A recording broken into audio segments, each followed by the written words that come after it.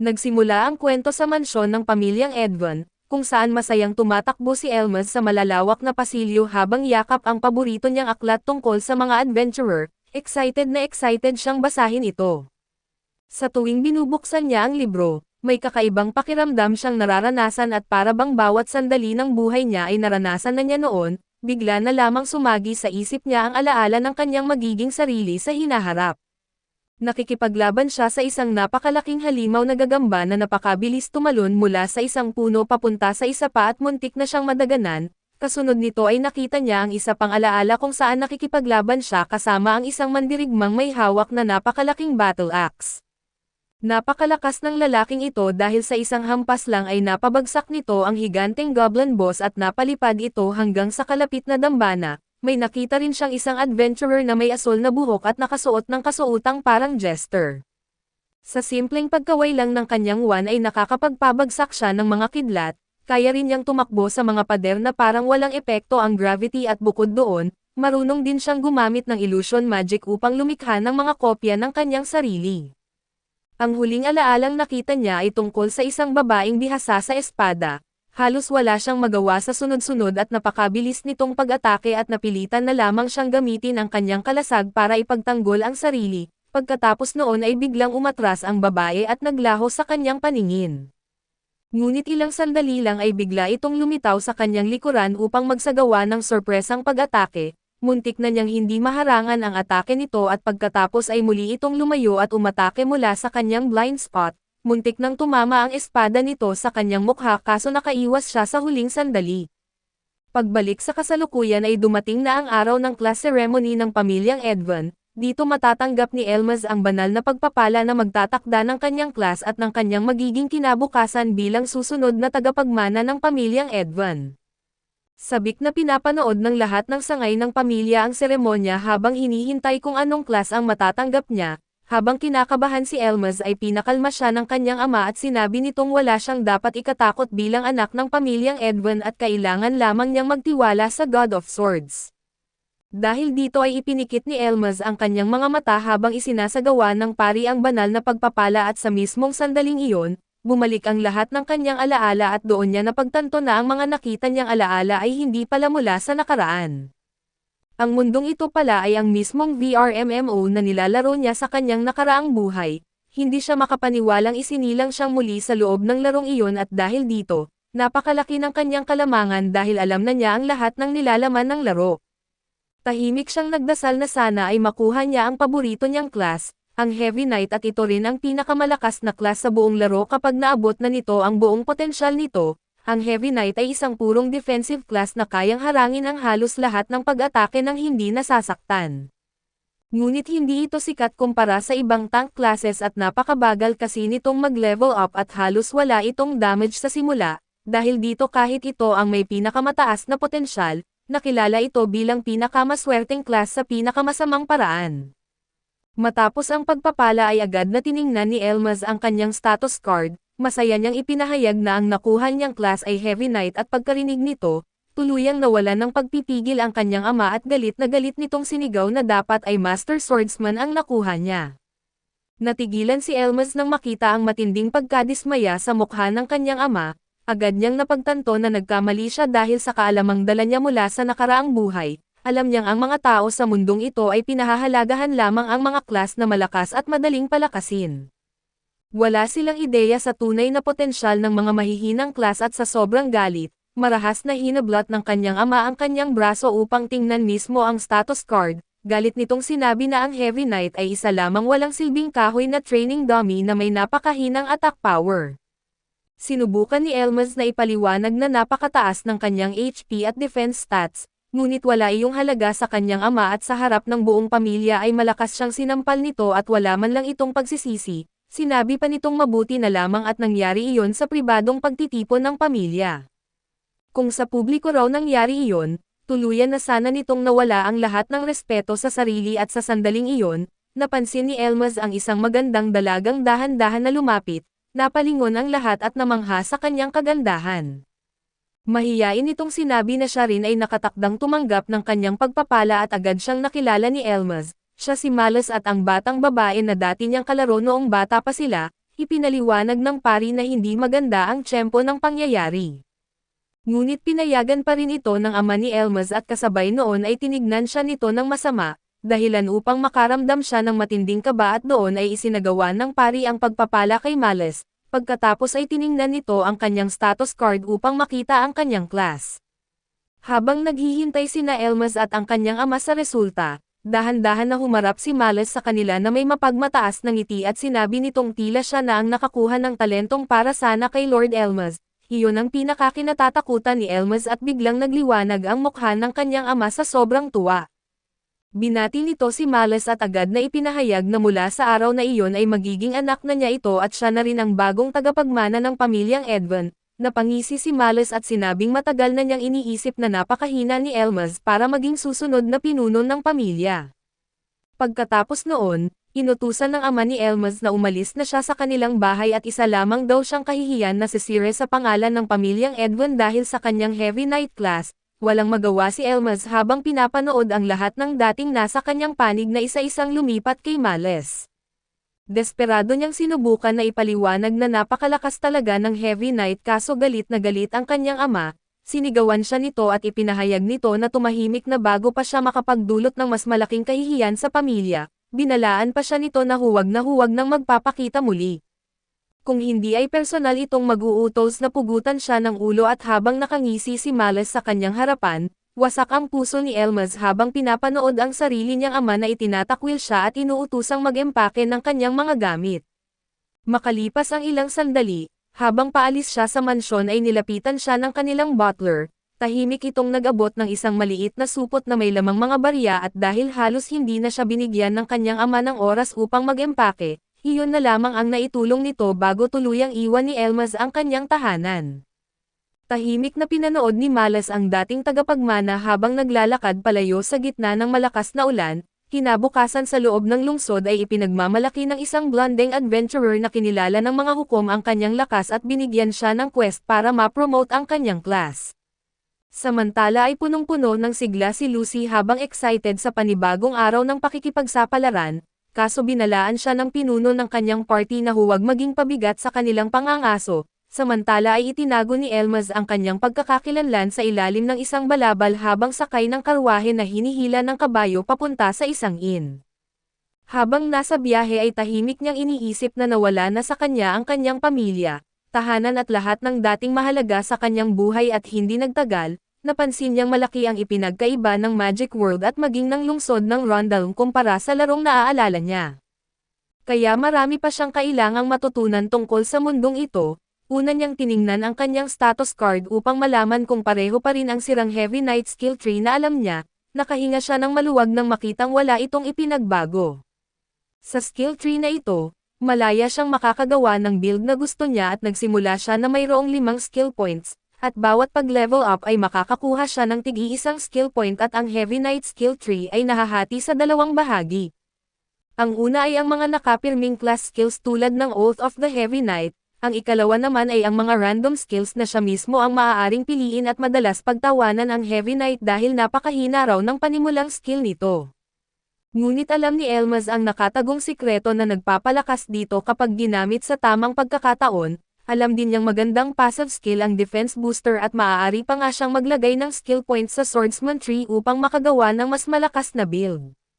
Pero sa halip, inilaan niya ang lahat ng kanyang 5 panimulang skill points sa Oath of the Heavy Knight, biglang lumiwanag ang kanyang katawan kasabay ng level up animation at ipinaalam ng system na na-unlock niya ang Rampart Reflection sa level 2, at nakakuha rin siya ng 10 defense points nang umabot ito sa level 5. Dahil dito, naging kampante si Elmas sa kanyang build at lalo siyang na-excite na lumakas pa at bilang isang level 1 Heavy Knight, nagtungo siya sa kagubatan upang manghuli ng mga halimaw. Suot niya ang isang buong bakal na baluti at may dala lamang na simpleng espada. Hindi nagtagal habang papasok siya ng mas malalim sa kagubatan, bumungad sa kanya ang isang napakagandang malaking lawa at bigla niyang naramdaman na may gumagalaw sa mga palumpong, agad siyang naghanda para harapin ang kanyang unang halimaw. Maya-maya, lumabas ang isang higanteng level 2 toad na tinatawag na Rana at pagkasilap pa lang niya sa status nito gamit ang appraisal. Bigla na lamang itong tumalon upang umatake at nanatiling kalmado si Elmas at hindi man lang umurong, agad niyang ginamit ang Rampart Reflection. Nagbitaw ang skill ng isang malakas na shockwave na ibinalik ang lakas ng sariling pag-atake ng Rana laban dito at sa isang iglap, tumilapon ang halimaw at kasabay nito ay lumiwanag ang katawan ni Elmas bilang hudyat ng kanyang pag-level up. Lumabas din ang isang panel na nagsasabing matagumpay niyang naibalik ang damage batay sa halaga ng kanyang defense stat, pagkatapos noon ay nilapitan niya ang natalo na halimaw at kinuha ang level 2 magic stone nito, maganda man ang kinang nito ay hindi naman ito gaanong mahal. Bigla niyang narinig ang malakas na kaluskus mula sa mga palumpong, kasunod nito ay ang desperado na sigaw ng isang taong humihingi ng tulong at agad siyang tumakbo patungo roon, hindi nagtagal ay nakita niya ang isang adventurer na takot habang nagmamakaawang iligtas siya mula sa napakalaking grupo ng mga rana na humahabol sa kanya. Lalong namutla ang lalaki nang mapansin na napapalibutan na sila ng mga halimaw mula sa lahat ng direksyon. Labis siyang nagulat ng kalmadong sabihin ni Elmas na siya na ang bahala sa lahat at dahil doon, naisip ng adventurer na baka isa talagang makapangyarihang veterano si Elmas na nagtatago lamang ng kanyang tunay na lakas. Ngunit umiling si Elmas at may pagmamalaki pa niyang sinabi na baguhan lamang siya at karating pa lang niya sa level 2 ilang sandali ang nakalipas, mas lalo tuloy nataranta ang adventurer kung mas mahina pa pala sa kanya ang kasama niya, wala na silang pag-asang mabuhay.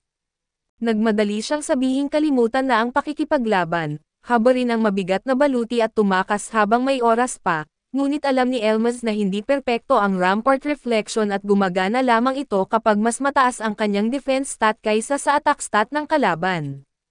Sa pag-iisip na iyon ay muli niyang ginamit ang Rampart Reflection, ipinikit na lamang ng adventurer ang kanyang mga mata habang naghahanda ang mga mabangis na rana na lumunin sila, ngunit hindi susuko ang Heavy Knight nang hindi lumalaban.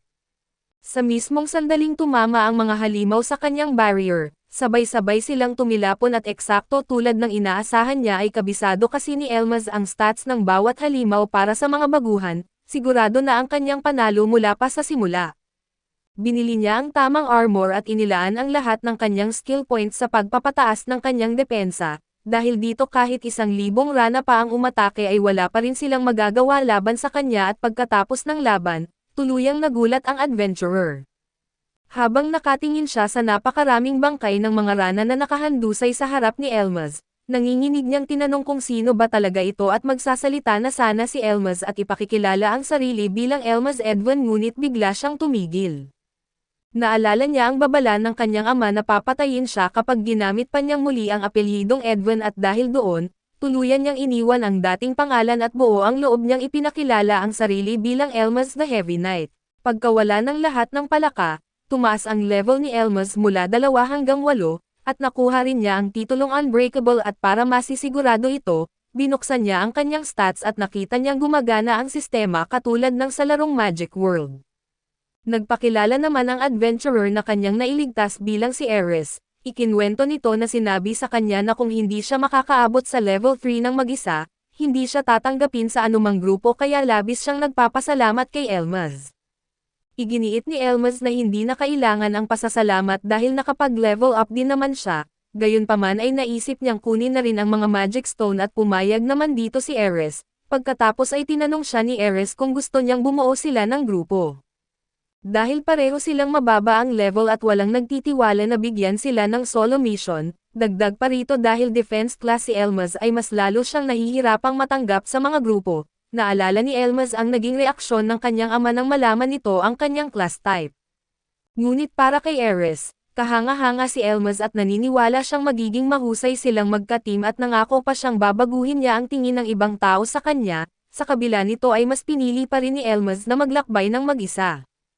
Hindi ito maintindihan ni Ares dahil malinaw namang defense class si Elmas at halos imposibleng mag-level up ng mag-isa, ngunit hindi na siya pinakinggan ni Elmas at humingi man siya ng paumanhin ay nanindigan pa rin siya sa kanyang desisyon. Ipinaliwanag na ang mga defense class ay mas epektibo kapag sila ang sumasalo sa mga atake ng kalaban habang pinoprotektahan ang kanilang mga kakampi. Subalit kung may kasama siyang grupo ay kailangan niyang hatiin ang experience at di iyon ang gusto ni Elmas dahil nais din niyang makuha ang lahat ng item, skill at title.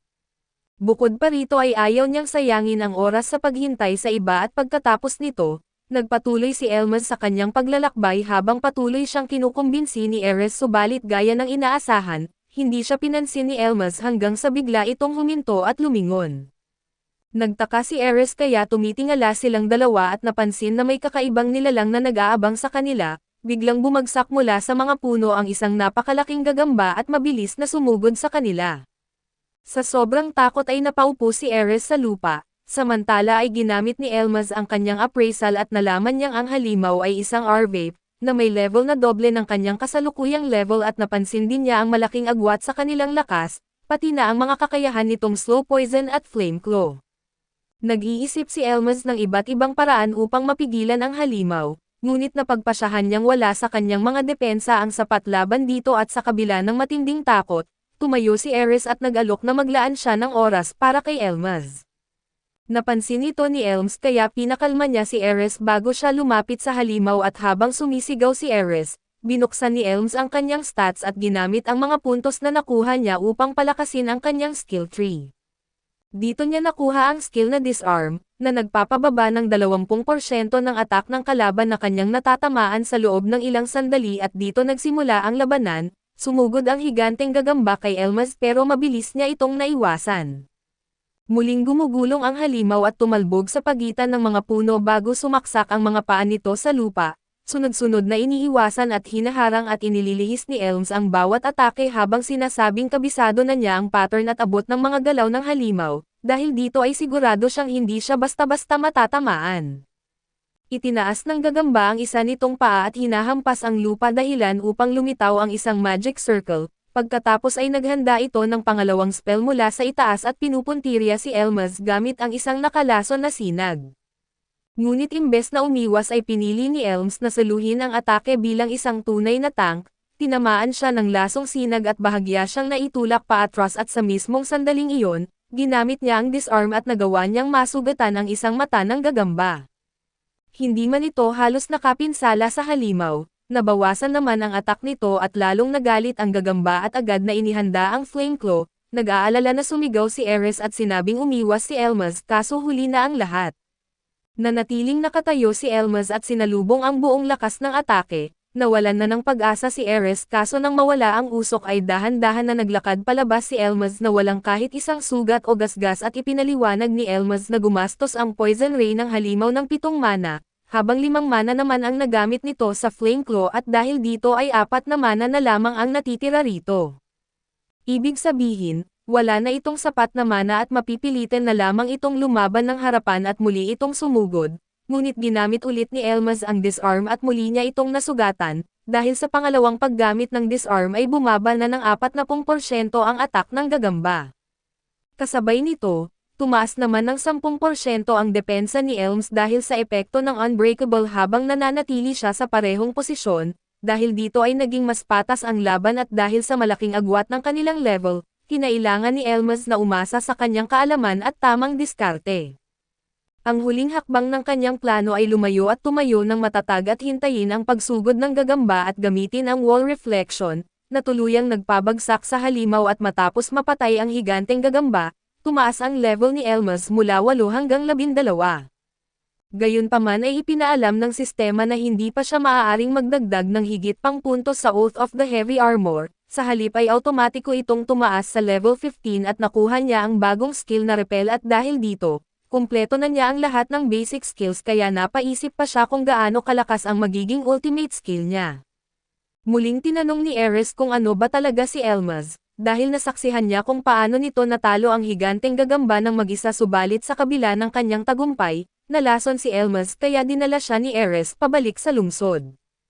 Pagdating doon ay nagpaalam na ang dalawa at nagpahinga si Elmas, pero nanaginip siya ng masasamang alaala tungkol sa kanyang ama at nagising siyang inaalala kung paano siya hinamak ni Molly's. Kinabukasan ay nagtungo si Elmas sa Adventurers Guild ng Rodalm upang magparehistro bilang isang adventurer. Pagpasok niya sa guild, sinabi niyang nais niyang magparehistro bilang adventurer at narinig ito ng ibang adventurers, nang malaman ng isa sa kanila na isa siyang heavy knight at agad itong natawa, pero hindi na lamang ito pinansin ni Elmas. Matapos makumpleto ang kanyang pagpaparehistro, ipinaliwanag sa kanya na may 7 ranggo ng adventurer, mula rank F hanggang rank S at ipinaliwanag din na kailangan munang maging rank E bago makapasok sa isang dungeon. Bukod dito ang ranggo ng isang adventurer ang nagtatakda kung ilang puntos ang maaari niyang ilagay sa kanyang class tree, dahil dito ay nagpasya si Elmas na mag-rank up sa lalong madaling panahon at habang iniisip niya ito, nagtawanan ang ibang adventurers dahil inakala nilang naghahanap siya ng grupong masamahan. Nahihiya na ipinaliwanag ng receptionist na kakaunti lamang ang mga grupong naghahanap ng shield bearer, kaya malamang na matatagalan bago siya makahanap ng grupong tatanggap sa kanya at pinapakalma ni Elmas ang receptionist at naglabas ng isang magic bag, pagkatapos ay hiniling niyang ipapalit ang kanyang mga magic stone. Nang makita ng lahat ang dami at pambihirang kalidad ng mga magic stone, nagulat ang buong guild pero inakala nilang nandaraya lamang si Elmas at di na sila pinansin ni Elmas dahil ngayong may sapat na siyang pondo para sa kanyang paglalakbay, handa na siyang simulan ang kanyang bagong buhay. Una niyang tinanong ang receptionist kung mayroon bang available na promotion mission at nag-alinlangan man ito, sumagot pa rin siyang mayroon at pagkatapos nito ay lumipat ang eksena sa isang sementeryo, may isang grupo ng mga adventurer na nagtipon doon at kabilang sa kanila si Elmas. Naroon din ang isang matandang lalaking may balbas at nang makita niya si Elmas, nagduda siya na kaya nitong talunin ang higanteng gagamba ng mag-isa kaya nagpasya siyang turuan ito ng leksyon pagsapit ng gabing iyon. Narinig ni Elmas ang lahat ng iyon, ngunit nanatili lamang siyang tahimik habang pinipigilan ang kanyang pagtawa at naisip pa niyang tila napakamalas niya na ganoon agad ang nangyari sa kanya. Si Elmas ay walang balak na ipagpatuloy pa ang pakikipagtalo kay Gotan. Pumunta siya sa sementeryo upang sumali sa isang malaking misyon at makuha ang promosyon sa E-rank, hindi para patunayan kung sino ang mas malakas sa isang walang saysay na alitan. Bihira lang dumating ang ganitong pagkakataon at kung hahayaan niyang masira ito dahil sa pagtatalo nila ng pinuno ng grupo, baka matagal pa bago siya muling magkaroon ng ganitong oportunidad at matapos pag-isipan ang sitwasyon, yumukod si Elmas at magalang na hiniling kay Gotan na gabayan siya sa misyon. Halatang hindi pa rin siya gusto ni Gotan pero dahil sa ipinakitang paggalang ni Elmas, pansamantala nitong isinasantabi ang kanilang alitan at ibinalik ang atensyon sa operasyon, pagkatapos ay inutusan ni Gotan si Teal na maunang magsiyasat. Agad na hinugot ng lalaking nakapula ang kanyang sandata at ginamit ang search, lumitaw ang ilang mahiwagang bilog sa paligid ng talam bago kumalat sa hangin at sakupin ang buong sementeryo pati ang kagubatan sa paligid nito. Nakilala ni Elmas ang kakayahang iyon bilang isang napakahalagang detection skill na bihirang makita sa mga mababang ranggong adventurer. Hindi nagtagal, natukoy ni Teal na may humigit kumulang 30 halimaw na nagtitipon sa mas malalim na bahagi ng lugar at kitang-kita na kinabahan ang ilang baguhang adventurer nang marinig ang bilang, samantalang lalo namang lumaki ang kumpiyansa ni Teal. Itinuring niya ang matagumpay na pagsisiyasat bilang patunay na karapat-dapat na siyang ma-promote, kaya agad niyang hiniling kay Gotan na itaas siya sa E-rank pagkatapos ng misyon at walang ipinangako si Gotan at kinilala lamang nito ang resulta at iniutos sa grupo na magpatuloy. Habang naglalakad sila ay napagtanto ni Teal na si Elmas pala ang adventurer na pinag-uusapan ng lahat sa guild, inamin niyang kung totoo ang balitang natalo nito si Ariandipe ay tunay ngang kahanga-hanga ang nagawa niya. Gayunpaman ay hindi nito nabago ang tingin ni Teal sa Heavy Knight class at para sa kanya, napakasama na piliin ang character skill na iyon at sayang lamang ang lakas ni Elmas kung mapupunta siya sa isang class na itinuturing ng karamihan na walang silbi. Hindi naman nagtanggol si Elmas at tahimik lamang niyang sinabi na talagang gusto niya ang pagiging Heavy Knight, inisip naman ni Teal na nagpapanggap lang siyang kontento upang maitago ang tunay niyang pagkadismaya. Sinabihan niya si Elmas na huwag siyang pakialaman sa misyon bago bumalik sa kanyang pwesto. Tahimik namang pinagmasdan ni Elmas ang kagamitan ni Teal at napag-isip-isip niyang isa itong Red Mage at sa mundo ng Magic World, ang Red Mage ay isang maraming kayang gawin na class. Marunong itong gumamit ng espada, offensive magic, healing magic at iba't ibang support skills at sa unang tingin at tila perpekto itong all-around class pero sa katotohanan, napakahirap nitong gamitin ng maayos at kailangang hatiin ang skill points sa iba't ibang kakayahan, bawat isa ay nangangailangan ng malaking puhunan. Kung walang maayos na plano sa pagbuo ng character, magiging bihasa siya sa maraming bagay kaso hindi ito magiging pinakamahusay sa kahit alin at sa usapin ng kahirapan, mas mahirap pang gamitin ng mahusay ang Red Mage kaysa sa Heavy Knight, gayunpaman ay hindi minamaliit ni Elmas si Teal. Hindi ito isang laro at ang mga tao sa mundong ito ay walang database, strategy guide o kaalamang nakuha mula sa napakaraming eksperimento at dahil dito, mas pinapahalagahan nila ang mga class na madaling gamitin, maraming kakayahan at agad na nakakatulong sa labanan. Kaya hindi na nakapagtataka kung bakit itinuturing nilang walang halaga ang Heavy Knight, isang klas na nagiging tunay na malakas lamang kapag lubos na nauunawaan at nagagamit ng tama ang mga kakayahan nito. Pagdating ng grupo sa mas malalim na bahagi ng sementeryo, tinipon sila ni Gothon at ipinaliwanag ang tunay nilang target. Ang mga undead sa lugar ay pinamumunuan ng isang ghoulhead at nang marinig ang pangalan nito, agad na kinabahan ang ilang baguhang adventurer. Ipinahayag ni Gothon na isa siyang D-rank adventurer at siya mismo ang haharap sa pinuno. Ang tungkulin ng iba ay lumayo sa pangunahing labanan at ubusin ang mas mahihinang undead sa paligid at binalaan din niya ang lahat na kapag nagsimula na siyang lumaban sa ghoulhead, hindi na siya makakabalik para iligtas ang sino mang mapapahamak. Karamihan sa grupo ay naniwalang magiging madali ang misyon basta manatili silang malayo at hayaang si Gothon ang tumalo sa pinakamalakas na kalaban, kaso hindi ganoon ang pananaw ni Elmas at hindi siya nagtitiwala sa planong nakasalalay lamang sa iisang tao at batay sa kanyang kaalaman mula sa laro, ang isang ghoulhead ay karaniwang nasa level 30. Hindi man ito kilala sa napakalakas na offensive skill, kaya nitong kontrolin ang mga undead at paulit-ulit na lumikha ng mga white gamit ang Breath of the Underworld, dahil dito ang isang simpleng halimaw ay nagiging walang katapusang pinagmumulan ng mga bagong undead. Tinatayang nasa level 40 si Gothon, kaya malaki ang posibilidad na matalo niya ang ghoulhead sa isang direktang labanan at ang tunay na problema ay ang halos lahat ng kasama nila ay mga baguhan, walang karanasan sa formation combat at lubos na umaasa sa kanilang pinuno para sa proteksyon. Matapos suriin ang sitwasyon, tinansya ni Elmas na nasa 80% lamang ang posibilidad na makaligtas silang lahat at kung laro lamang ito, maaari na sana iyon ngunit sa mundong ito ay walang save file at wala ring pangalawang pagkakataon kapag namatay. Ang natitirang 20% ay katumbas ng totoong mga taong maaaring hindi na makauwi sa kanilang pamilya. Inutusan ni Gothon ang lahat na sumulong nang hindi man lang nagtatalaga ng posisyon o nagpapaliwanag kung ano ang dapat gawin sakaling magbago ang sitwasyon sa labanan. Dahil dito ay hiniling ni Elmas kay Gothon na magbigay ng mas malinaw na mga utos, agad namang nagalit si Gothon dahil inakala niyang tinuturuan siya ng isang mababang ranggong baguhan kung paano mamuno. Wala namang balak si Elmas na agawin ang pamumuno at hayagan niyang inamin na kulang pa siya sa karanasan bilang adventurer, pero iyon din ang dahilan kung bakit kailangang malaman ng iba pang baguhan kung saan sila dapat pumwesto at paano magtulungan, at ano ang gagawin kung sabay-sabay silang salakayin ng mga undead mula sa iba't ibang direksyon. Halatang kinakabahan si Teal, ngunit pinili pa rin nitong kotsain si Elmas upang makuha ang pabor ni Gothon. Sinabi nitong siguradong natatakot lamang si Elmas kaya humihingi ito ng proteksyon sa kanilang pinuno.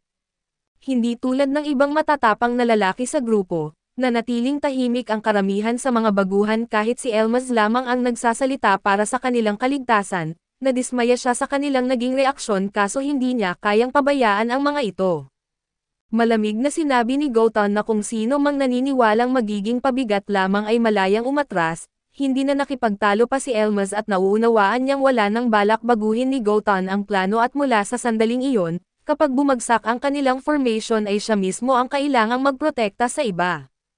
Pagkatapos mismo ng babala at biglang yumanig ang buong sementeryo, nagbitak ang mga libingan habang isa-isang umaahon ang mga white mula sa ilalim ng lupa at dahan-dahan na lumapit sa pagitan ng mga puntod, kumalat ang takot sa buong grupo at kabilang na si Teal na agad na nawala ang kumpiyansa nang makita ang mga halimaw.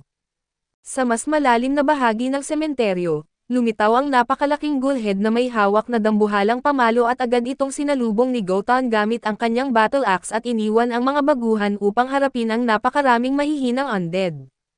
Inutusan ni Gothon sina Teal at Paul na bumuo ng frontline, ngunit dahil sa dami ng mga undead na sabay-sabay na sumalakay mula sa iba't ibang direksyon at agad na nagkagulo ang kanilang formation, karamihan sa mga adventurer na ito ay hindi pa kailanman nakaharap sa isang buong grupo ng halimaw, lalo na sa mga white. Kahawig man sila ng tao ay hindi naman sila nakakaramdam ng sakit at walang takot at patuloy na sumusugod kahit malubha na ang kanilang mga sugat, dahil dito ay natigilan ang mga baguhan at dahil wala silang malinaw na utos ay kanya-kanya silang pumili ng kalaban, paulit-ulit na lumilingon sa paligid at hindi napapansin na nabubuksan ang depensa ng kanilang mga kasama.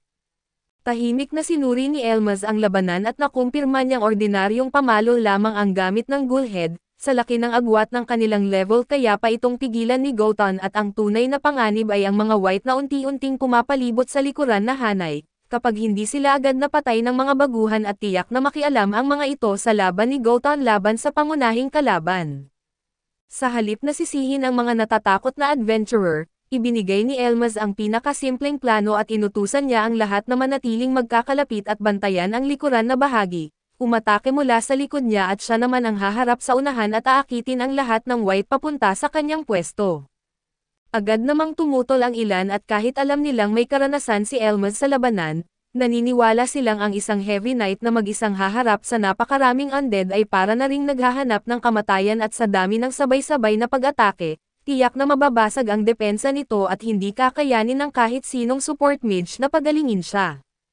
Hindi na ipinaliwanag ni Elmas ang lahat ng mekanismo ng kanyang class, hiniling lamang niya sa lahat na magtiwala sa kanya at agad na ipaalam kung may mangyaring hindi inaasahan at hinugot niya ang kanyang espada, iniwan ang formation at diretso siyang naglakad patungo sa mga white.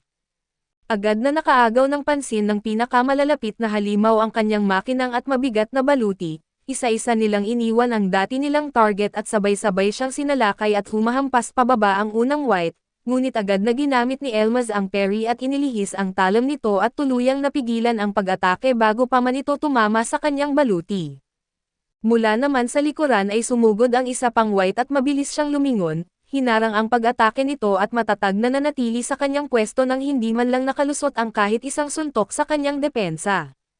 Habang dumarami ang mga white na pumapalibot sa kanya, nagkaroon ng sapat na espasyo ang mga adventurer sa likuran upang maibalik ang kanilang formation. Nang tuluyan ng magsiksikan ang buong grupo ng mga halimaw ay itinaas ni Elmas ang kanyang kalasag at ginamit ang counter fortress. Sabay-sabay na bumagsak ang 12-12 ng sandata sa kanya, ngunit walang kahit isang pag-atake ang nakalusot at makalipas ang ilang sandali ay biglang sumabog palabas sa lahat ng direksyon ang naipong puwersa. Ang lahat ng white na nakapalibot kay Elmas ay sabay-sabay na naitulak palayo at tuluyang nawasak. Sa isang counterattack lamang, nawala agad ang kalahati ng mga undead kaya hindi makapaniwalang napatitig ang mga baguhan. Sinabi ni Elmas na aakitin niya ang mga kalaban ngunit hindi niya nabanggit na balak din pala niyang ubusin ang karamihan sa mga ito.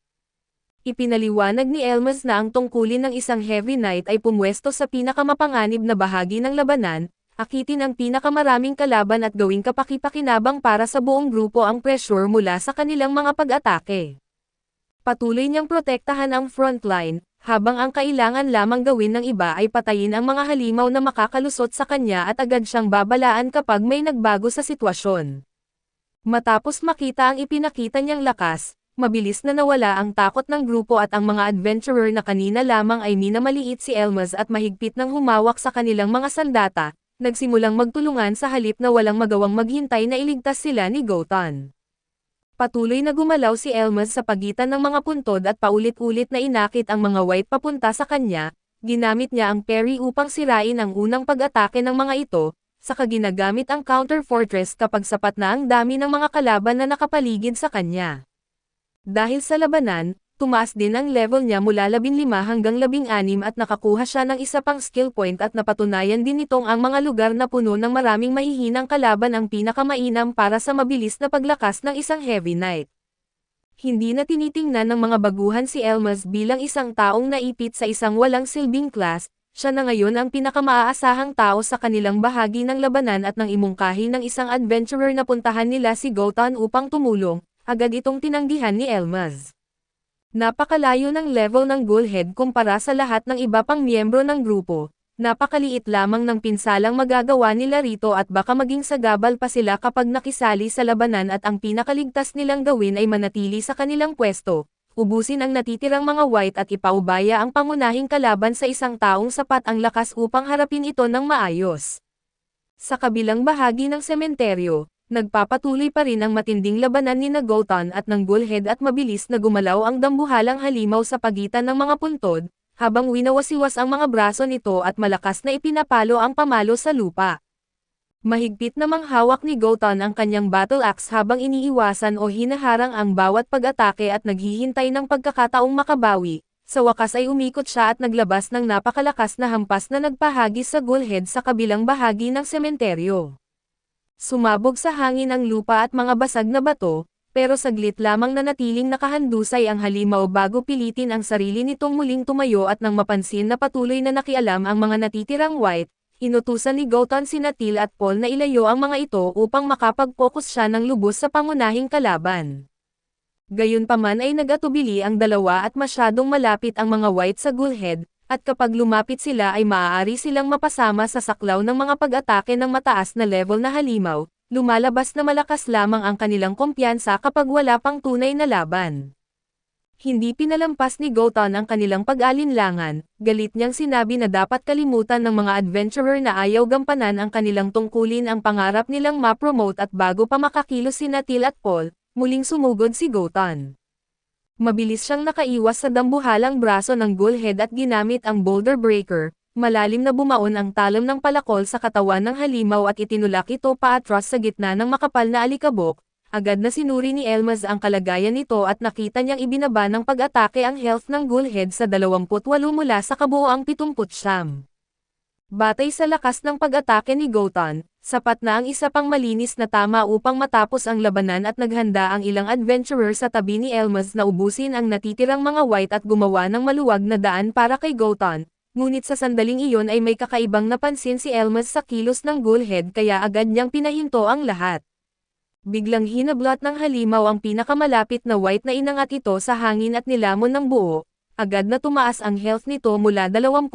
hanggang 60 kaya halos nabawi nito ang karamihan sa pinsalang ginawa ni Gothon. Nataranta ang mga adventurer sa paligid at samantalang nakilala ni Elmas ang skill na corpse eater. Isa itong bihirang kakayahan na nagbibigay sa ghoulhead ng kakayahang magpagaling sa pamamagitan ng pagkain ng mga bangkay o iba pang undead at di lahat ng ghoulhead ay nagtataglay nito, at mas lalong naging mahirap ang misyon dahil nakatagpo sila ng isang may ganitong skill. Gayunpaman ay hindi ang nabawi nitong health ang higit na ikinabahala ni Elmas, kung isang beses lamang nitong gagamitin ang corpse eater upang pahabain ang labanan, hindi na sana nito kailangang titipunin ang napakaraming white. Ngunit patuloy nitong hinihila papalapit ang natitirang mga undead habang lalo pang nagiging desperado ang mga kilos nito, ibang-iba iyon sa impormasyon mula sa laro na naaalala ni Elmas at hindi niya matukoy kung ano mismo ang mangyayari. Ngunit malinaw na ang isang halimaw na nailagay sa alanganin at biglang lumalamon ng napakarami nitong sariling uri ay may ibang ginagawa bukod sa simpleng pagpapagaling. Agad na sinigawan ni Elmas si Gothon na huminto at inutusan ang lahat na lumayo sa ghoulhead, ngunit iba ang pagkaunawa ni Gothon sa sitwasyon at para sa kanya, kusa lamang nilamon ng halimaw ang mga white na humaharang sa kanyang daraanan. Kahit nabawi nito ang kaunting health, naniniwala pa rin siyang ilang pag-atake na lamang ang kailangan upang matapos ito at hindi pinansin ni Gothon ang babala ni Elmas, mas hinigpitan niya ang hawak sa kanyang battle axe at muling sumugod at muli naman siyang inutusan ni Elmas na umatras. Sa mismong sandaling iyon ay mariing itinapak ng ghoulhead ang mga paa nito sa lupa, itinaas ang dalawang braso at nagbitaw ng napakalakas na ugong na yumanig sa buong sementeryo, sumabog ang kulay ubeng enerhiya sa paligid ng katawan nito. Nagbitak ang lupa habang umiikot ang mga sinag ng liwanag sa mga kalamnan nitong nagsimulang lumaki sa hindi normal na bilis at napilitang huminto si Gothon, habang sumulong naman si Elmas at itinaas ang kanyang kalasag upang protektahan ang mga adventurer sa likuran niya. Patuloy na lumaki ang ghoulhead at nabago ang anyo ng mukha nito, humahaba ang mga pangil at kuko at nadurog sa sarili nitong lumalakas na katawan ang sandatang hawak nito at dahil sa matinding pressure na nagmumula sa halimaw, muling natigilan sa takot ang mga baguhang adventurer na kakabawi pa lamang ng kanilang tapang. Sa wakas ay nakumpirma ni Elmas ang pinakamasamang maaaring mangyari, hindi lamang nagpapagaling ang halimaw kundi nag-evolve din ito at kasabay nito ay lumitaw ang isang system notification, nag-evolve ang ghoulhead bilang mudhead. Agad na tumaas ang level nito mula sa humigit kumulang 33 hanggang 40, sa loob lamang ng ilang segundo at ang kalaban muntik ng matalo ni Gothon ay naging isang ganap na bagong uri ng halimaw na may mas malakas na katawan, mas matataas na stats at mga kakayahang hindi pa natutukoy ng buong grupo. Dahil dito ay lalo pang lumala ang sitwasyon at lahat ay nagulat sa kanilang nakita, habang iniisip ni Elmas kung ano ang dapat niyang gawin at ipinaliwanag na ang evolution ay isang napakabihirang pangyayari na nangyayari lamang kapag natugunan ang ilang kondisyon. Sa prosesong ito, nagising ang mga nakatago na kakayahan ng isang halimaw at nagbabago ito sa mas malakas na uri upang makaligtas sa mapanganib na sitwasyon. Napakadalang mangyari nito sa Magic World kaya masasabi lang nilang malas sila sa pagkakataong iyon. May napansin si Elmas kaya agad niyang sinigawan si Gohan na umiwas, ngunit wala ng oras ang matanda at tinamaan siya ng buo ng hininga ng halimaw at nang makita ito, inutusan ni Elmas si Till na e-focus muna ang halimaw. Kaso natulala sa sobrang takot ang binata at sinabing mamamatay siya kapag sumugod. Ipinaalala ni Elmas na kapag bumagsak si Gohan ay siguradong mapapahamak silang lahat at sa sandaling iyon, malakas na sinuntok ng halimaw si Gohan at pinalipad siya. Dahil dito ay lalo pang lumala ang paralysis na dulot ng hininga nito, nakahandusay siya sa lupa at wala nang magawa habang unti-unting lumalapit ang halimaw upang tapusin siya at bago pa mangyari iyon, mabilis na humaharang si Elmas at sinasalag ang pag-atake ng halimaw. Pagkatapos ay inutusan niya si Till na iligtas si Gohan at gamutin ang paralysis nito, sumigaw si Till na hindi niya iyon kayang gawin dahil imbes na i-unlock ang skill na iyon, pinili niyang palakasin ang kanyang attack power at kitang-kita ang pagkadismaya ni Elmas sa napakasama na build nito, pero inutusan pa rin niya itong dalhin si Gohan sa ligtas na lugar at alagaan. Pagkatapos nito ay sinimulan ni Elmas na pag-aralan ang halimaw at ang mga kakayahan nito, napagpasyahan niyang kailangan lang niyang pigilan ito hanggang sa makabalik si Gohan sa laban, agad niyang inakit ang atensyon ng halimaw at naghanda sa pakikipaglaban. Namangha ang ibang mga adventurer dahil isa lamang siyang rank F adventurer, inakala ng isa sa kanila na siguradong matatalo siya kaya sinabi nitong tumakas na silang lahat at nang marinig ito ni Elmas, nagpasalamat pa siya dahil wala na siyang kailangang protektahan. Biglang naglabas ng napakalakas na sigaw ang halimaw, dahil dito ay naalala ni Elmas na kahit isang beses lang siyang magkamali, tiyak na mamamatay siya at lalo pang lumaki ang mga kalamnan ng halimaw bago nito itinaas ang kamao upang suntukin si Elmas. Mabilis siyang umiwas sa pamamagitan ng pagtalon at pagkatapos ay tumakbo sa buong sementeryo, agad naman siyang hinabol ng halimaw at maya-maya ay huminto ang halimaw nang mawala sa paningin nito si Elmas at wala itong makita sa paligid ng sementeryo, kaso biglang lumitaw si Elmas mula sa likod ng mga puntod. Sinundan siya ng tingin ng halimaw pero paulit-ulit pa rin siyang nawawala sa paningin nito, pagkatapos ay naghagi si Elmas ng bato bilang panlilinlang at nang lumingon ang halimaw sa pinanggalingan ng ingay, agad siyang sumugod upang umatake mula sa likuran. Subalit mabilis ding nakapag-react ang halimaw at sinubukan siyang suntukin, nakaiwas si Elmas sa pamamagitan ng pagtalon at agad na naghanda sa susunod na pag-atake at pagtingin niya, bigla na namang nawala ang halimaw. Nagmasid siya sa paligid at nag-concentrate upang hanapin ito kaso bigla na lamang itong lumabas mula sa ilalim ng lupa sa kanyang likuran, nakalingon pa si Elmas pero sa pagkakataong ito ay tinamaan siya ng malakas na suntok na nagpapatalbog sa kanya sa lupa at nagpabangga sa ilang puntod. Nasaksihan ng lahat ang nangyari at inamin ni Elmas na napakalaki ng agwat ng kanilang lakas, lumuluhod siya habang nakasandal sa kanyang espada at kung ibang sitwasyon sana ito, mas pipiliin niyang umiwas na lang kaso ngayon wala siyang ibang pagpipilian kundi isusugal ang lahat upang mabuhay. Kahit natatakot siya, mas lalo naman siyang naeengganyo sa laban dahil nasa bingit na siya ng kamatayan at muli siyang tumayo at agad na sumugod habang binabasag ang lupa sa bawat hakbang. Nagtaka ang isang adventurer kung posible bang makasabay ang isang heavy knight sa bilis ng ganoong halimaw. Sumagot naman ang kasama nito na imposible iyon at pansamantala lang ang himalang nakikita nila. Patuloy na umatake at umiwas si Elmas pero wala pa ring epekto ang kanyang mga atake, alam niyang anumang oras ay maaari siyang tamaan ng halimaw kaya kailangan niyang maghanap ng paraan upang makabawi. Dahil dito ay ginamit niya ang lahat ng natitira niyang skill points upang itaas ang basic swordsmanship sa level 5, dahil dito ay nakuha niya ang skill na precise slash na isang kakayahang nagbibigay ng malakas na pinsala laban sa mga kalaban na may mataas na depensa. Muling nagsimula ang labanan at sumugod ang halimaw kaso hinaharangan ito ni Elmas gamit ang repeller, pagkatapos ay mabilis siyang umiwas at pumwesto sa likuran ng halimaw bago gamitin ang precise slash sa buong likod nito. Namangha ang lahat sa kanilang nakita at napansin ni Elmas na lalo lamang nagalit ang halimaw matapos tamaan, ipinaliwanag niya na ang precise slash ay ipinagpapalit ang haba ng abot ng espada kapalit ng mas malaking damage, kaya maraming tao ang itinuturing itong mahinang skill. Kaso para sa isang klase na mataas ang depensa at mababa ang damage tulad ng Heavy Knight ay napakalaking tulong nito, Gayunpaman ay alam niyang hindi pa rin iyon sapat upang mapatay ang halimaw at nagpatuloy si Elmas sa pag-atake at pagdepensa habang lalo namang nababaliw sa galit ang halimaw.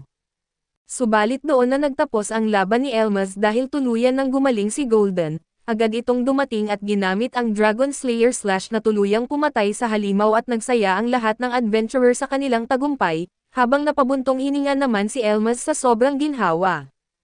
Dahil sa laban na iyon ay umangat siya ng 7 level, samantala ay hindi makapaniwala si Gohan na may isang rank F adventurer na nakaligtas laban sa napakalakas na halimaw. Nagpasalamat si Elmas kay Gohan sa pagligtas sa kanilang lahat.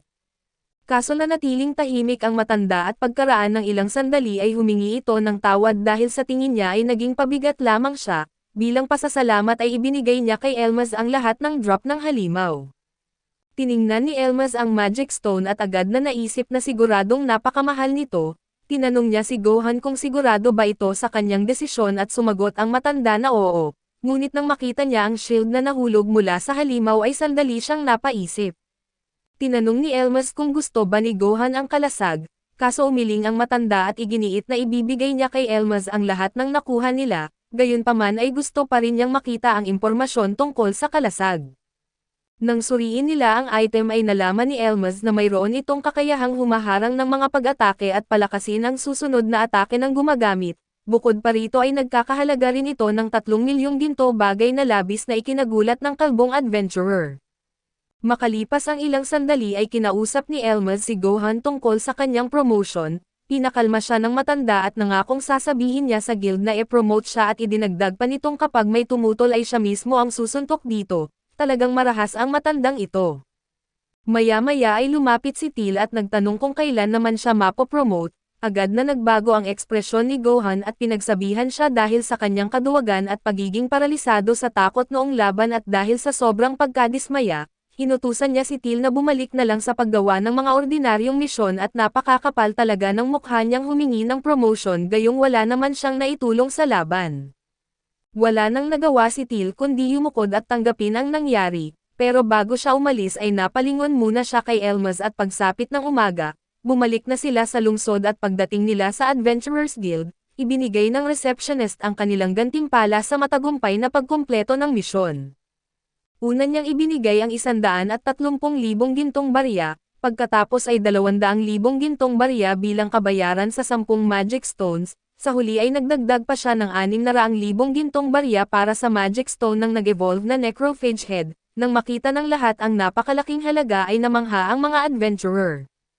Napatawa ang matanda at binati si Elmas sa laki ng kanyang kinita, pero nang marinig ito ng ibang mga adventurer, agad nilang kinuwestiyon kung nandadaya ba ang Heavy Knight at maging ang receptionist ay hiniling kay Gohan na kumpirmahin ang lahat ng detalye. Hindi na lamang pinansin ni Elmas ang kanilang mga sinasabi. Kaso naubos ang pasensya ni Gohan, malakas niyang hinahampas ang mesa at pasiga na tinanong ang lahat kung kino-question ba nila ang kanyang desisyon na i-promote si Elmas at pagkatapos noon ay lumabas na sila ng guild. Nagpasalamat si Elmas kay Gohan sa lahat ng naging tulong nito at tinanggap naman ng matanda ang kanyang pasasalamat bago sila nagpaalam sa isa't isa. Ngayong malaya na siya, nagsimulang isipin ni Elmas ang susunod niyang gagawin ngayong umabot na siya sa rank E at maaari na siyang pumasok sa mas maraming dungeon upang kumita ng mas maraming ginto, pero ipinaliwanag niya na ang skill na wall reflection ay mas lumalakas lamang habang tumataas ang kanyang depensa at mas kapaki-pakinabang ito sa simula pa lamang. Kaya ang pinakamahalaga ngayon ay ang patuloy na pag-level up, gayunpaman kung gusto talaga niyang maging mas malakas at kailangan niyang mahanap ang grimoire na tinatawag na Latent Madness Fang. Ipinaliwanag niya na ang mga grimoire ay nagbibigay ng mga bagong skill kaso napakahirap hanapin ng mga ito. Kahit ganoon, sulit naman ang paghahanap dahil napakalaki ng maitutulong ng mga ito at kapag pinagsama niya ang Heavy Armor Oath at ang Latent Madness Fang, maaabot ng kanyang defensive class ang pinakamataas nitong potensyal.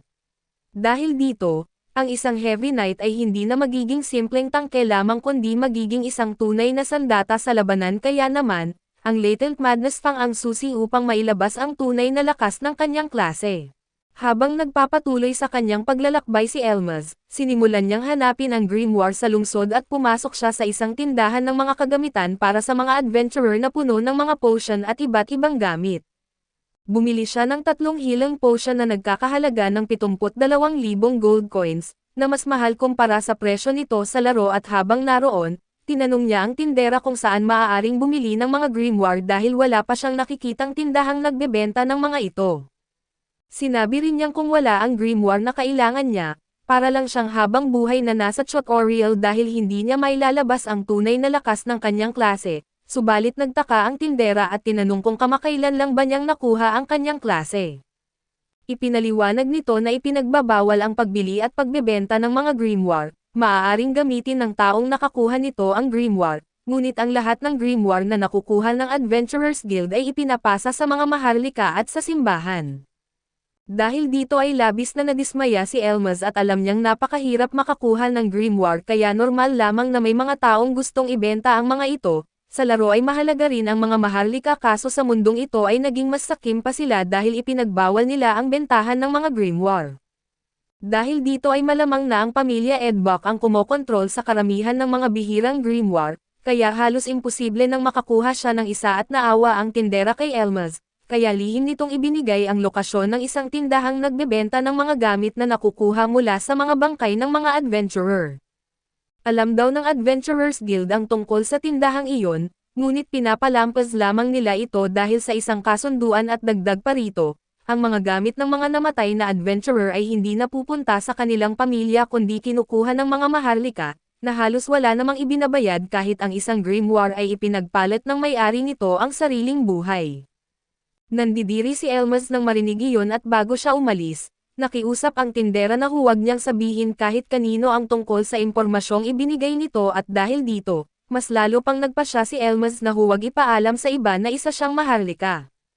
Matapos libutin ang buong lungsod ay narating niya ang naturang tindahan, pagpasok pa lamang niya ay sinalubong siya ng makapal at nakakasilaw na usok ngunit nang tumingin siya sa paligid, nakumpirma niyang maraming grimoire ang naroon. Biglang lumitaw ang isang matandang babae at pinayuhan siyang umalis, sinabi nitong ang tindahan ng mga sirang grimoire ay hindi para sa mga baguhan tulad niya, gayunpaman ay pinayagan pa rin siya nitong tumingin sa mga paninda. Kumuha si Elmas ng isang ordinaryong archer grimoire at ginamit ang kanyang appraisal skill, nadiskubre niyang ang halaga nito ay 2.5 milyong gold coins na mas mahal kaysa sa presyo nito sa laro. Agad niyang naunawaan na tumaas ng ganoon ang presyo dahil sa pagmonopolyo ng mga maharlika. Iginiit naman ng matandang babae na ibinebenta niya iyon sa halagang 3 milyong gold coins, na lalo pang ikinagulat ni Elmas at ipinaliwanag ng matanda na ganoon kamahal ang presyo dahil napakapanganib ng paraan ng pagkuha sa mga grimoire. Naisip ni Elmas na baka pwede niyang ibenta ang kanyang demonic shield, kaso duda siyang sapat pa rin iyon upang mabili ang napakabihirang grimoire na kailangan niya at matapos niyang suriin ang halos lahat ng grimoire, sa wakas ay nakita niya ang hinahanap niyang grimoire na pinakamahalaga para sa kanyang klase. Excited siyang lumapit sa matandang babae at tinanong ang presyo nito, ngunit sinabi ng matanda na nagkakahalaga ito ng 50 milyong gold coins dahilan para tuluyang mabigla si Elmas at wala na siyang nagawa kundi hilingin sa matanda na itabi muna ang grimoire hanggang sa makabalik siya dala ang kinakailangang pera. Pumayag naman ang matanda, kaso sinabi nitong magdadagdag pa siya ng 5 milyong gold coins bilang bayad sa pagpapareserba. Talagang negosyo ang nasa isip ng matandang iyon at pagbalik sa kalsada, iniisip ni Elmas kung paano siya makakakuha ng ganoong kalaking halaga.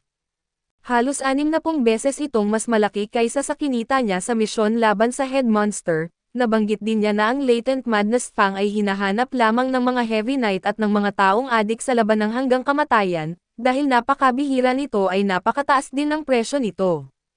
Ang unang paraan para kumita ay ang pag-farm ng mga bihirang treasure chest sa mga dungeon, pero kailangan niyang makipaglaban sa maraming halimaw at hindi iyon angkop para sa isang Heavy Knight at ang ikalawang paraan ay ang pag-farm ng mahihinang halimaw, kaso napakabagal naman ng paraang iyon. Maaari rin sana niyang paghusayin ang kanyang swordsmanship o humanap ng ibang grimoire para palakasin ang kanyang mga skill, pero alam niyang masasayang lamang ang kanyang skill points dahil mawawalan din ng silbi ang mga iyon kapag nakuha na niya ang Latent Madness Fang, dahil dito ay lalo lamang siyang nainis at nadismaya. Naalala rin niyang hindi gaanong hinahanap ang mga Heavy Knight sa mga party, pero dahil sa nagawa niya sa misyon laban sa Head Monster baka may mga adventurer na gustong makipag-team sa kanya at habang nag-iisip siya, narinig niya ang isang adventurer na nagyayabang tungkol sa isang blood sword na nakuha nila at balak ibenta sa halagang 2 milyong gold coins. Kasama sa grupo ng adventurer na iyon ang isang jester, ayon sa kanya na kung hindi dahil sa kanya ay hindi nila makukuha ang espada pero hindi siya pinapansin ng dalawa niyang kasamahan at nakilala ni Elmas ang klase ng bawat isa na isa ay swordsman, isa ay thief at ang babaeng jester ay si Pyro. Huminto ang swordsman at sinabi na nakuha nila ang espada matapos nilang paulit-ulit na pasukin ang dungeon, kaya hindi siya naniniwalang si Pyro ang dahilan ng kanilang tagumpay. Bahagyang sumang-ayon si Pyro subalit nakiusap siyang ipagpatuloy pa nila ang pagpasok sa mga dungeon upang mapatunayan niyang malaki talaga ang naitulong niya, kaso iginiit ng swordsman kay Rush na hindi na siya kabilang sa kanilang grupo at wala rin siyang matatanggap na bahagi sa kanilang kinita. Talagang napakasama ng ugali ng mga ito at namutla ang Pyro nang marinig iyon, ipinapaalala niya na tulad din nila at isinugol din niya ang kanyang buhay sa pakikipaglaban sa harapan ng mga halimaw, nakiusap siyang bigyan man lang siya ng kahit 1/10 bahagi ng kanilang kinita. Nag-isip sandali ang swordsman bago sumagot at sinabi nitong kahit isinasapanganib ni Pyro ang buhay niya, wala naman daw itong naitutulong dahil ang nagagawa lang nito ay bahagyang ilihis ang ilang pag-atake at para sa kanya, isa lamang itong pabigat sa grupo. Halos maiyak si Pyro sa pahayag nito, gayunpaman ay ipinapaalala niyang kung bakit ganoon ang kanyang mga skill ay dahil sinunod lamang niya ang payo ng mga ito sa paglalagay ng kanyang skill points. Tinanong niya kung hindi ba sila naaawa na ngayon lang nila sinasabi ang mga iyon matapos silang kumita ng malaking pera. Lumapit ang swordsman at may pangungot siyang ipinaliwanag na ang tanging problema niya ay nababawasan ang parte niya dahil sa isang walang silbing kasama. Dagdag pa nito ay mga mungkahi lamang daw ang ibinigay nila noon at hindi naman nila siya pinilit kung paano ilaan ang kanyang skill points, kaya wala raw siyang karapatang humingi ng parte kung wala naman siyang naitulong. Tahimik na nakikinig si Elmas sa kanilang usapan at naisip niyang ang ganitong sitwasyon ay pangkaraniwan lamang sa Magic War, kahit tama ang paglalagay ng skill points para suportahan ang grupo na kapag nagbago ang sitwasyon o ang komposisyon ng party, maaaring mawalan ng silbi ang dating build. Maya-maya ay naghagis si Klein ng 100,000 gold coins kay Pyro at inutusan itong umalis, binanggit niyang ayaw na niyang makita ang isang napakawalang silbing tao at sa kabila ng lahat ng masakit na salitang narinig niya, humingi pa rin ng paumanhin si Pyro sa kanila. Kaso hindi iyon tinanggap ng swordsman at sinabihan na lamang siyang swertehin sa susunod niyang grupo. Matapos marinig ang buong pag-uusap ay napaisip si Elmas kung anong skill tree ang pinahusay ni Pyro. Naalala niya ang sinabi nito na dahil sa kanyang mga skill kaya nila nakuha ang blood sword. Habang mas pinag-iisipan niya ito at nagsimula siyang maghinala na baka ang skill tree ni Pyro ang iniisip niya, kung tama ang hinala niya na isa itong napakalakas na skill na halos overpowered at nang napagtanto iyon at agad niyang hinabol si Pyro at paglapit niya rito, may kakaiba siyang ekspresyon sa mukha na parang isang Meniakis habang niyaya niya itong bumuo ng party kasama siya. Dahil dito ay parehong nabigla si Pyro at ang dati nitong mga kasamahan. Nakiusap si Elmas na sumama ito at inalok siyang hatiin ang kikitain nila sa 80-20, binanggit ni Rush na napakaliit ng 20%, kahit dati ay nakikiusap lang siya para sa 10% pero ipinaliwanag ni Elmas na ang 20% ay para sa kanya at ang 80% ay para kay Rush at nang marinig ito ng dating grupo ni Rush, inisip nilang walang katuturan ang alok ni Elmas. Pero bago pa sila makapagpatuloy sa pag-uusap, nahihiyang tinanong ni Rush kung pwedeng bitawan ni Elmas ang kamay niya, kaya pala kanina pa siya nakatitig sa mukha nito at doon nakialam ang swordsman at tinanong kung sino ba talaga si Elmas.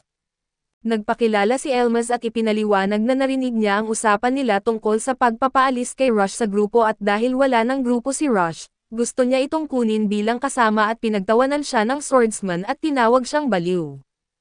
Iginiit nitong napakahina ni Rush sa pakikipaglaban at hindi rin siya makapag-level up sa normal na paraan, pero walang pakialam si Elmas dahil alam niya ang iba pang mga advantage na mayroon si Rush at nainis ang swordsman dahil sa katigasan ng ulo ni Elmas, pero sinabi niyang maaari na nitong kunin si Rush dahil pabigat lang naman ito sa grupo nila. Sumagot naman si Elmas na hindi niya kailangan ang pahintulot nito para isama si Rush at lalong nainis ang swordsman, dahilan para mag-alala sina Rush at ang babaeng thief sa maaaring mangyari at lumapit ang swordsman kay Elmas at tumayo sa harapan niya, habang nakatutok ang espada nito ay tinanong niya kung anong level ni Elmas at kung may iba pa ba itong kasama.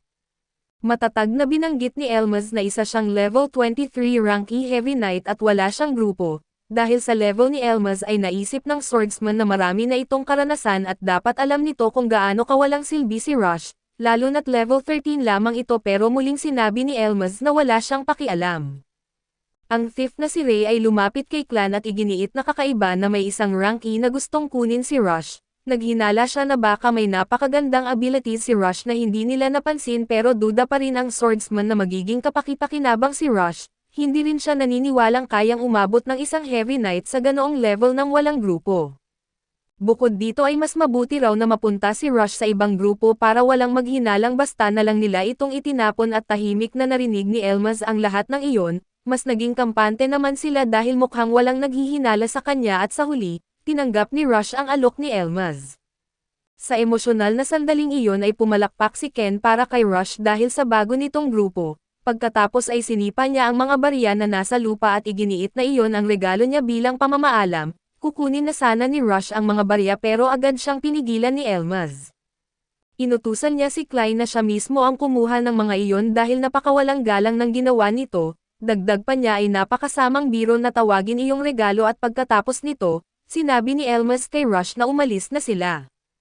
Nag-alinlangan si Rush dahil malaking halaga rin ang mga barya na iyon, pero ipinaliwanag ni Elmas na mas mabuting huwag na niya itong kunin dahil kapag ginawa niya iyon, magkakaroon pa siya ng utang na loob sa mga taong iyon at nainis si Klein at pinaalis na lang sila habang iniinsulto sila. Nang makaalis sina Elmas at Rush at aalis na rin sana si Klein, pero tinanong siya ni Royce kung maaari nitong kunin ang mga barya at agad na lumingon si Klein at mabilis na pinulot ang bawat barya habang sinasabing sa kanya ang lahat ng iyon, talagang napakakuripot niya. Pagkatapos nito, pumunta sina Elmas at Rush sa isang restaurant at doon ay muling nagpasalamat si Rush kay Elmas, tinanong din niya kung ipinagtanggol ba siya nito dahil nahulog ang loob nito sa kanya. Matagal daw itong pinag-isipan ni Rush at sa huli ay naisip niyang baka na love at first sight sa kanya si Elmas. Wala kasi siyang maisip na ibang dahilan kung bakit siya papansinin ng isang taong kasing lakas nito. Habang nag-i-imagine si Rush tungkol sa posibleng pagkagusto sa kanya ni Elmas, iginiit niyang maaari muna silang magsimula bilang magkaibigan bago dalhin sa susunod na level ang kanilang relasyon, pero agad siyang pinutol ni Elmas at tinanong kung mayroon ba siyang skill tree na tinatawag na Great Fortune. Nalito si Rush at hindi niya alam kung ano ang isasagot at sa sumunod na eksena, makikita silang dalawa sa kagubatan at ipinaliwanag ni Elmas na sa Magic World ang mga dungeon ay nagmula sa mga bangungot ng natutulog na God of Creation na si Alcirous. Si Alcirous ang lumikha ng napakaraming Diyos at mundo mula sa wala sa loob ng napakahabang panahon, pero kalaunan ay nabaliw siya at tuluyang ikinulong ng mismong mga Diyos na kanyang nilikha. Hanggang ngayon ay naaapektuhan pa rin ng kanyang mga bangungot ang realidad, dahil dito ay lumilitaw ang mga portal na naglalabas ng mga monster at iba't ibang kakaibang nilalang at habang ipinapaliwanag ito ni Elmas, nakarating sila sa entrance ng isang dungeon.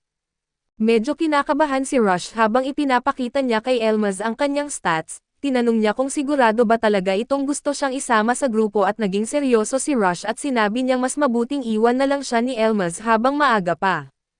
Ayaw niyang umasa ng sobra si Elmas sa kanya at madismaya lang sa huli, pagkatapos ay ipinakita niya ang kanyang skill na Dice Thrust at ipinaliwanag ni Rush na hindi man lang niya makuha ang pinakamataas na bonus ng attack na iyon, kaya pinagsisisihan niyang hindi niya pinili ang Crazy Acrobatics o inilagay ang kanyang mga puntos sa Offensive Reinforcement. Pero para kay Elmas ay hindi iyon problema at muli niyang sinabi na kailangan niya si Rush. Kinakabahan na tinanong ni Rush kung ano ang ibig sabihin nito at di raw siya magaling umintindi ng mga pahiwatig, kaya kung hindi direktang sasabihin ni Elmas kung ano ang kailangan nito sa kanya ay hindi niya iyon maiintindihan.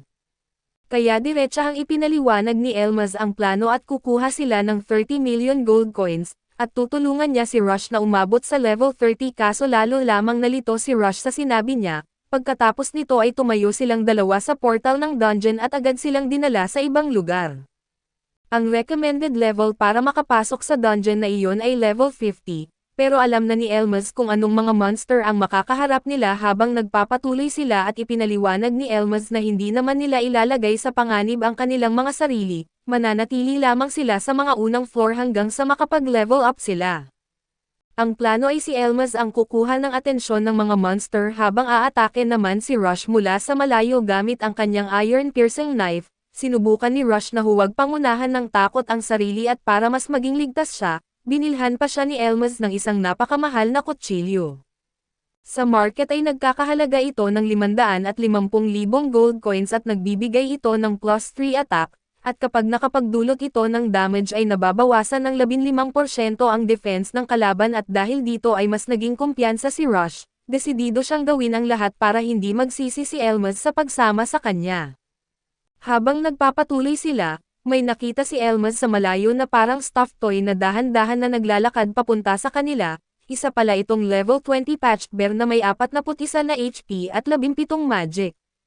Iginiit ni Rush na nakakatukso itong yakapin dahil sa itsura nito pero nang makita niya ang level nito, agad na nawala ang kagustuhan niyang gawin iyon at ipinaliwanag ni Elmas na kaya ni Rush na tiisin ang dalawang normal na tama nito, pero kapag critical hit ang natanggap niya ay maaari siyang mamatay. Gayunpaman ay kayang pigilan ni Elmas ang monster kung mawawalan niya ito ng balanse habang naghahanda itong umatake. Nagtaka si Rush kung bakit napakaraming alam ni Elmas tungkol sa monster at tinanong kung mahilig ba siya sa mga oso. Nahiya na sumagot si Elmas na hindi iyon ang dahilan. Magsisimula na ang laban at si Elmas ang bahala sa pagharang sa mga atak ng oso, habang si Rush naman ang aatake sa mga blind spot nito pero kailangan niyang mag-ingat sa mga kuko at pangil nito. Matapos ipaliwanag ni Elmas ang plano ay pumwesto na silang dalawa.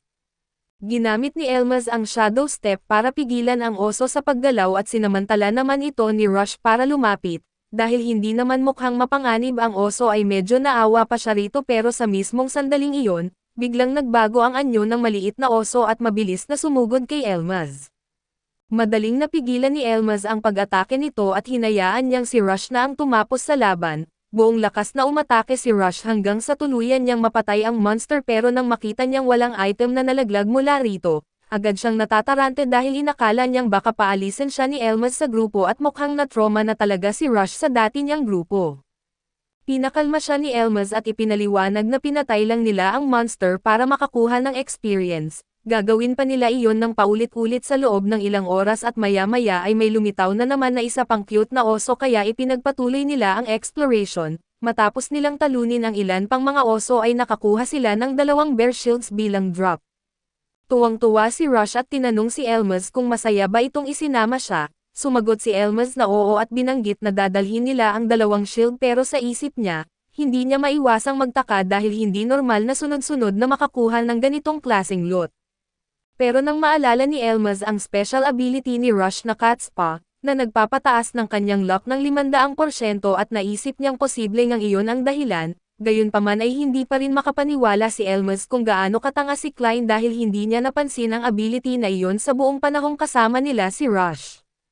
Naisip niyang baka nasasanay na lamang si Klein sa mataas na drop rate kaya hindi niya napansin kung gaano kalaki ang epekto ni Rush. Muling tinanong ni Rush si Elmas kung talagang nakakatulong ba siya, kinumpirma iyon ni Elmas at nagpasalamat pa sa kanya dahil pumayag siyang bumuo ng grupo kasama niya. Tuwang-tuwa si Rush at inakala niyang gustong-gusto ni Elmas ang mga bear shield, kaya binanggit niyang kung ganoon ay kukuha pa sila ng 8 shield pero pinapakalma siya ni Elmas at iginiit na sapat na ang mga level na nakuha niya. Agad na binuksan ni Rush ang kanyang stats at nakita niyang umabot na siya sa level 20. Binati siya ni Elmas at binanggit na mayroon na silang bagong target at ang susunod nilang objective ay manghuli ng isang golden frog. Napaisip si Rush dahil napakataas ng bagong target ni Elmas. Ipinaliwanag naman ni Elmas na ang mga palaka ang unang mga halimaw na pinatay niya noong siya ay ipinatapon. Ang mga ito ang ilan sa pinakakaraniwang halimaw na makikita kaya napakahina nila at isa rin sila sa pinakakilalang mga halimaw sa Magic World. Maraming uri ng mga palaka pero ang hinahanap nila ngayon ay ang Golden Frog. Sa ngayon ay balak lang nilang mag-farm hanggat maaari sa dungeon na ito at napakadalang makita ng Golden Frog, pero sulit ang oras na gugugulin sa paghahanap dito dahil karaniwan itong naglalaglag ng mga item na napakahalaga. Isa pang magandang bagay dito ay napakababa ng attack at magic nito kahit mataas ang level nito, wala rin itong anumang offensive skill kaya wala itong paraan para lumaban at sa madaling salita, napakahina nito sa labanan at halos hindi talaga kayang makipaglaban. Pero kahit ganoon, Napakalaki ng experience at napakahalaga ng loot na ibinibigay nito at dahil dito ay maituturing itong kakaibang klase ng halimaw. Mayroon ding iba pang espesyal na halimaw na katulad nito at sa mundo ng Magikarp ay tinatawag silang Golden Toads. Para sa maraming manlalaro ay isa sa pinakamasayang bahagi ng laro ang paghahanap sa mga ito. Para kay Elma ay hindi naman magiging napakahirap hanapin ang Golden Frog dahil karaniwan itong lumilitaw sa mga gitnang palapag ng Angel's Toy Box. Bukod doon ay kabisado niya ang lahat ng halimaw na maaaring lumitaw sa palapag na iyon. Biglang sinabi ni Rush na narinig na rin niya ang tungkol sa Golden Frogs. May sabi-sabi na kapag nakahuli ka ng kahit isa lamang nito ay sapat na ang halaga nito para mabuhay ka ng maraming taon at narinig niya iyon sa isang bar ng mga adventurer kaso may isa pa siyang nalaman, sobrang bilis daw tumakas ng mga palakang iyon kaya halos imposibleng mahuli. Kahit subukan mong saktan ang mga ito parang walang epekto ang mga pag-atake. May mga taong hinahabol sila mula sa malayo pero nauuwi lamang iyon sa pagkakapaligid nila ng ibang mga halimaw, kaya malamang marami ng adventurer ang namatay dahil sa pagtatangkang manghuli ng Golden Frog. Dahil dito ay naalala ni Elma ang pinakamahalagang bagay at hindi katulad ng laro ang mundong ito, kapag namatay ang isang tao rito at hindi na siya muling mabubuhay kaya mas inuuna ng karamihan ang kanilang kaligtasan at marami ang ayaw isusugal ang buhay para lamang makahanap ng Golden Frog. Kahit hindi kayang lumaban ng Golden Frog, napakataas naman ng speed at defense nito at immune din ito sa elemental attacks, status effects at iba pang negative effects at sa madaling salita, halos imposible itong mapinsala. Dahil dito, tinanong ni Rush kung ano ang maaari nilang gawin at alam niyang epektibo ang kanyang kutsilyo laban sa mga halimaw na may mataas na defense, pero kahit iyon ay hindi sapat para masaktan man lang ang Golden Frog at bukod pa rito ay mahihirapan siyang makalapit dahil sa sobrang bilis nito. Sumang-ayon si Elmas, may 67 points sa speed ang Golden Frog at 200 naman ang defense nito kaya walang gaanong silbi ang dagdag na 15% attack ng kutsilyo ni Rush, kahit mabilis ang klase ni Rush at 2 beses na mas mabilis sa kanya ang Golden Frog at habang halos 3 beses naman itong mas mabilis kay Elmas. Kahit ang kanyang wall reflection ay hindi makakagawa ng kahit isang damage dito. Matapos marinig ang lahat ng iyon ay tinanong ni Rush kung hindi ba imposible ang balak nilang gawin, pero binanggit ni Elma na huwag siyang mag-alala dahil mayroon na siyang plano at sa katunayan, ang napakataas na defense ng Golden Frog ang magiging kahinaan nito. Nagtaka si Rush kung mayroon ba talaga silang attack na kayang makasakit dito. Ngumiti lamang si Elmas at iginiit na umaasa siya kay Rush at nagulat si Rush at tinanong kung siya talaga ang gagawa nito at binanggit ni Elmas na oo dahil sa mataas na level ni Rush, dapat mayroon siyang 8 skill points. Ilalagay nila ang mga iyon sa Loco Acrobatics branch para makakuha siya ng 2 skill na mahalaga sa kanilang plano. Nagpasalamat si Rush dahil malaki ang tiwala ni Elmas sa kanya pero nagdududa pa rin siya kung kakayanin niya at habang sinasabi niya iyon, biglang may isang gift box monster na tumalon papunta sa kanila at mabilis na kumilos si Elmas at napigilan ang pag-atake nito. Pagkatapos nito ay sinabi niya kay Rush na tumakas sila agad, tinanong ni Rush kung hindi ba nila dapat patayin muna ang halimaw pero tumanggi si Elmas dahil hindi naman iyon ang kanilang target at kapag nilabanan nila iyon, baka mas marami pang halimaw ang maakit papunta sa kanila. Habang tumatakas sila ay tinanong ni Rush kung Golden Frog lang ba talaga ang pagtutuunan nila ng pansin, sa dami ng kaalaman at kakayahan ni Elma ay maaari naman silang pumatay ng ibang mga halimaw para tumaas pa ang kanilang level. Ipinaliwanag ni Elma na sa kasalukuyan nilang level, ang pinakamagandang gawin ay manghuli ng Golden Frogs at nang makasigurado silang wala nang humahabol sa kanila ay iginiit rin ni Elma na alam naman niyang hindi sila agad makakahanap nito. Sa tingin niya kahit buong araw silang maghanap ay baka 2 lamang ang makita nila. Nagulat si Rush dahil hindi niya akalaing ganoon kadalang ang Golden Frog, pero tiniyak ni Elmas na sulit naman ang oras at pagod na gugugulin nila rito at idinagdag rin niyang kung magsisimulang mag-alala o mainip si Rush, sabihin lamang nito sa kanya. Ipinahayag ni Rush na ayos lang siya at nagtanong lamang dahil curious siya. Pagkatapos ay buong kumpiyansa niyang sinabi na manghuhuli sila ng 1,000 Golden Frogs at kahit halos imposible namang mangyari iyon, pero sakto namang pagkasabi niya nito ay may nakita silang Golden Frog.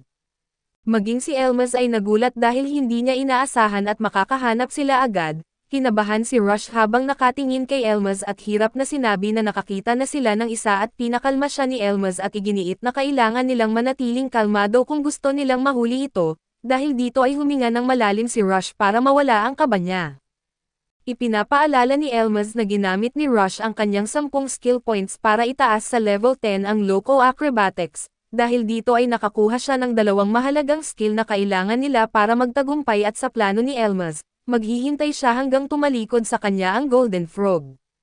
Trabaho naman ni Rush na pilitin itong humarap sa direksyon ni Elmas, ibig sabihin ay malaking bahagi ng plano ang nakasalalay kay Rush kaya lalo siyang kinabahan at para mabawasan ang kaba niya, iginiit ni Elmas na ayos lang kahit magkamali siya at muling huminga ng malalim si Rush at inihanda ang sarili para gawin ang kanyang parte. Kayang maramdaman ng Golden Frog ang mga kalaban na nasa loob ng 4 na metrong distansya, sakto namang 4 na metro rin ang lapad ng mga hallway sa dungeon na ito, kaya imposibleng palibutan ito nang hindi sila napapansin. Pero may isang mahalagang detalye kung saan ay nararamdaman lamang sila ng Golden Frog kapag naglalakad sila sa sahig, dito papasok ang kakayahan ni Rush at gamit ang acrobatic step at kaya niyang tumakbo sa mga pader at kisame, kaya dumaan siya sa itaas at bumaba sa mismong harapan ng Golden Frog.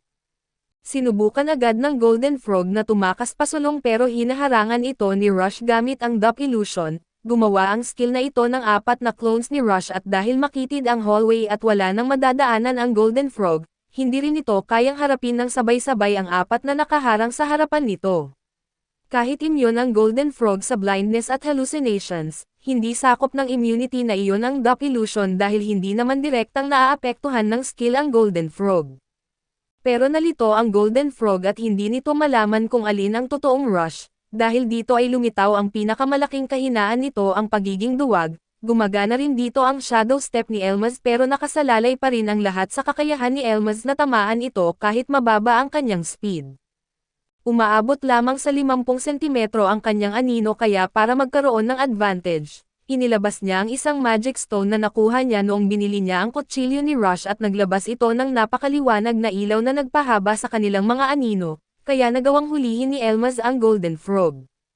Natuwa si Rush dahil sa wakas ay nahuli na nila ito, pero napaisip naman siya kung paano nila ito papatayin at binanggit ni Elmas na gagamit sila ng critical hit, isang perpektong attack na halos dinodoble ang normal na damage at binabaliwala ang 50% ng defense ng kalaban. Inakala ni Rush na kailangan lang niyang paulit-ulit na atakihin ang Golden Frog hanggang makakuha siya ng critical hit, pero hindi naman ganoon kalakas ang damage ng kanyang mga attack, muling sinabi ni Elmas na umaasa siya kay Rush at ipinaliwanag na kailangan ng skill at swerte para makakuha ng critical hit. Sa ngayon ay hindi rin kayang subukan ni Elmas dahil hindi siya makagalaw habang pinipigilan niya ang Golden Frog, ipinapaalala ni Rush na kahit siya ay hindi pa nakakagawa ng critical hit at inamin ni Elmas na imposible nga iyon gamit lamang ang normal na attacks, pero ngayon ay mayroon na siyang sariling skill na tinatawag na Dice Thrust. Nang marinig iyon ay naalala ni Rush ang masakit na sinabi ni Klein tungkol sa kanyang kakayahan, kaya medyo naapektuhan siya at ang Dice Thrust ay isang skill kung saan naghahadjust ng 6 na sided dice at nagbibigay ito ng karagdagang epekto depende sa numerong lalabas.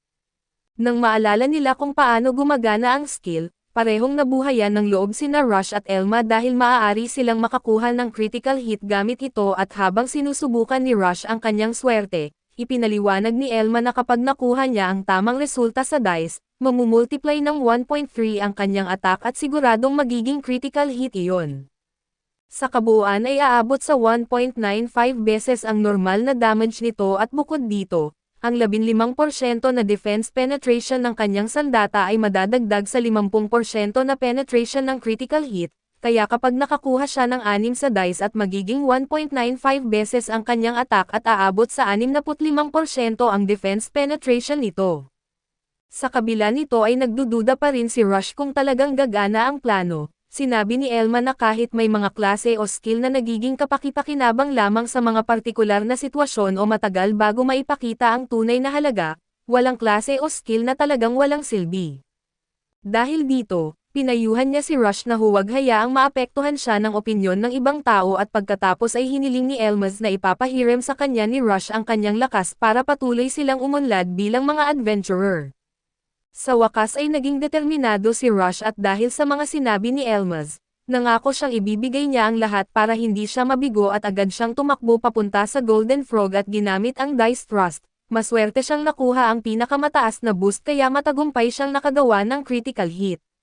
Sa isang attack lamang ay bumagsak ang Golden Frog at naglabas ng mga gems. Natulala si Rush sa gulat dahil talagang gumana ang kanilang plano at kasabay nito, umakyat siya sa level 27 habang umabot naman sa level 30 si Elma. Binati ni Elma si Rush dahil matagumpay niyang napatay ang Golden Frog, pero sinabi niyang hindi lamang ang malaking experience ang maganda rito at maaari ring mag-drop ng napakahalagang item ang Golden Frog kapag namatay, bagamat 50% lamang ang posibilidad na mangyari iyon. Maya-maya, nagsimulang maglaho ang katawan ng Golden Frog at may napansin silang kakaiba sa loob nito kaya lumapit si Rush para tingnan iyon, doon nila nakita na isa pala itong sandata at isang maganda na ornamental frog dagger, mayroon itong dagdag na 12 attack at ang presyo nito sa market ay umaabot sa 17 milyong gold coins. Dahil dito parehong napasigaw sa tuwa sina Elma at Rush, hindi nila makapaniwala na sa una pa lamang nilang napatay na Golden Frog ay agad silang nakakuha ng napakahalagang ornamental frog dagger.